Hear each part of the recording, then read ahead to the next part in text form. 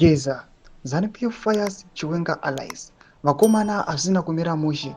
Vamwe vari kuuya vataura mashoko vachiti kufaiwa kuri kuitwa maallies ajenerari. Panapa the move to stop 2030 agenda yadhakwa. Vamwe vachitiwo akuti kune zvakamboitika in history kumasuro uko. Maevents ari kuitika tichiona vakomana vari kustopa aiwa the 2030 agenda zvakamboitika tikaona kuti aiwa vana RG Mugabe ndozvakunzesa kuti aiwa vasangana negroup or toppling. Sanapinda mashoko kudanyogwa panapa pamusoro pekufaiwa aiwa kuma-allies achiweka noti wasubscribe like otombe bell icon.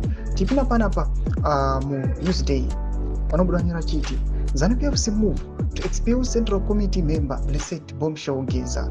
He has betrayed a calculated move to beg opponents of the resolution to extend President Emmerson Mnangagwa's term beyond 2028, who are viewed as Vice President Constantino Chiwenga's backers, an increasingly bitter succession wrangle. Geza, a war veteran and a former soldier, shook ZANU-PF to the core last month when he addressed a press conference calling on Mnangagwa to resign for alleged incompetence, nepotism, and corruption. He said the president, the loyalists, were pushing for the retention of his term to 2030 so that they could continue looting the country's resources. Thomas Kwambuda nyoko panapa nakumana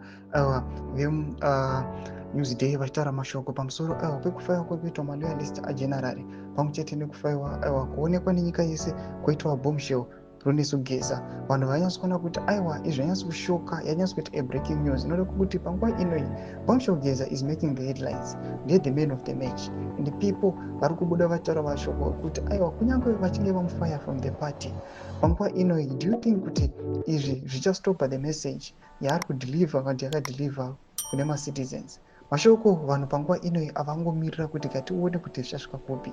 Tunze mafunguro enyu muri kudii pamusoro pechitiko ichi? Muna comment section medu tunze mafunguro enyu. Sana subscribe or like, turn on the bell icon.